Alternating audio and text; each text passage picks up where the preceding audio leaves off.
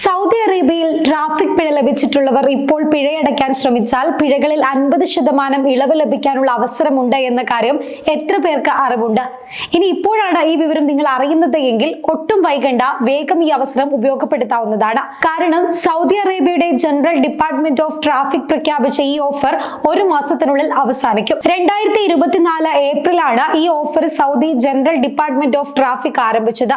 പൗരന്മാരും സന്ദർശകരും ഉൾപ്പെടെ എല്ലാവരും കുടിശ്ശികയുള്ള ട്രാഫിക് പിഴകൾ 6 മാസത്തിനുള്ളിൽ തീർപ്പാക്കണമെന്നാണ് വകുപ്പ് പ്രഖ്യാപിച്ചിരുന്നത്. സദാത് പേയ്മെന്റ് സിസ്റ്റം ഉപയോഗിച്ചോ ഇഫ വഴിയോ നിങ്ങൾക്ക് ഈ പിഴ അടയ്ക്കാവുന്നതാണ്. പൗരന്മാരും താമസക്കാരും സന്ദർശകരും ഉൾപ്പെടെ വാഹനം ഓടിക്കുന്ന എല്ലാവരും കുടിശ്ശികയുള്ള ട്രാഫിക് പിഴകൾ 6 മാസത്തിനുള്ളിൽ തീർപ്പാക്കണമെന്ന് കഴിഞ്ഞ ഏപ്രിലാണ് ട്രാഫിക് വകുപ്പ് പ്രഖ്യാപിച്ചത്. എന്നാൽ പിഴകളിലെ ഈ 50% ഇളവ് എല്ലാവർക്കും ലഭിക്കണമെന്നില്ല.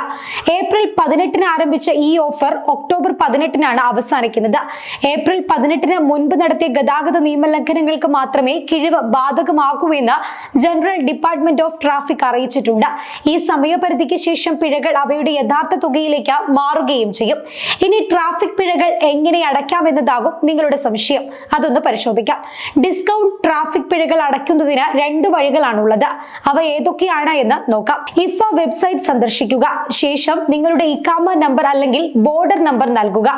നിങ്ങളുടെ വയലേഷൻ നമ്പറോ ജനന തീയതിയോ നൽകുക. ഫോണിലേക്ക് മെസ്സേജ് ആയി ലഭിച്ച ഒറ്റത്തവണ OTP ഉപയോഗിച്ച് നിങ്ങളുടെ ഐഡന്റിറ്റി സ്ഥിരീകരിക്കുക. ശേഷം പേ നൗ എന്ന ഓപ്ഷൻ ക്ലിക്ക് ചെയ്യുക. പേയ്മെന്റ് പൂർത്തിയാക്കാൻ നിങ്ങളുടെ മുഴുവൻ പേര്, phone number, credit debit card വിശദാംശങ്ങൾ എന്നിവ നൽകണം. വിജയകരമായി പേയ്മെന്റ് ചെയ്ത ശേഷം നിങ്ങൾക്കൊരു SMS സ്ഥിരീകരണം ലഭിക്കുന്നതായിരിക്കും. ബാങ്ക് മൊബൈൽ ആപ്പ് ബില്ലുകൾക്കും സർക്കാർ സേവന ഫീകൾക്കും പിഴകളുള്ള online payment രീതിയായ Sadat payment system ഉപയോഗിച്ചും നിങ്ങളുടെ ബാങ്കിന്റെ മൊബൈൽ ആപ്പ് വഴിയും നിങ്ങൾക്ക് ഈ പിഴ അടയ്ക്കാവുന്നതാണ്. ബാങ്കിംഗ് ആപ്പിൽ ലോഗിൻ ചെയ്യുക. മെനുവിൽ നിന്ന് സർക്കാർ പേയ്മെന്റുകൾ എന്ന ഓപ്ഷൻ തിരഞ്ഞെടുക്കണം. തുടർന്ന് ട്രാഫിക് ലംഘനങ്ങൾ തിരഞ്ഞെടുക്കണം. നിങ്ങളുടെ വയലേഷൻ നമ്പർ അല്ലെങ്കിൽ ഇഖാമ നമ്പർ നൽകണം. പിഴകൾ നോക്കി പേയ്മെന്റ് സ്ഥിരീകരിക്കണം. മൊബൈൽ ബാങ്കിംഗ് പേയ്മെന്റിന്റെ നിർദ്ദിഷ്ട ഘട്ടങ്ങൾ നിങ്ങളുടെ ബാങ്കിനെ ആശ്രയിച്ച് വ്യത്യാസപ്പെട്ടേക്കാം. അതിനായി കൂടുതൽ സഹായത്തിനായി നിങ്ങളുടെ ബാങ്കുമായി ബന്ധപ്പെടേണ്ടതാണ്. അതേസമയം മദ്യം, മയക്കുമരുന്ന് എന്നിവയുടെ സ്വാധീനത്തിൽ വാഹനം ഓടിക്കൽ, ഡ്രിഫ്റ്റിംഗ്, പരമാവധി വേഗത മറികടക്കൽ തുടങ്ങിയ സാഹചര്യങ്ങളിൽ ഈ പിഴയിളവ് ഉണ്ടായിരിക്കില്ല.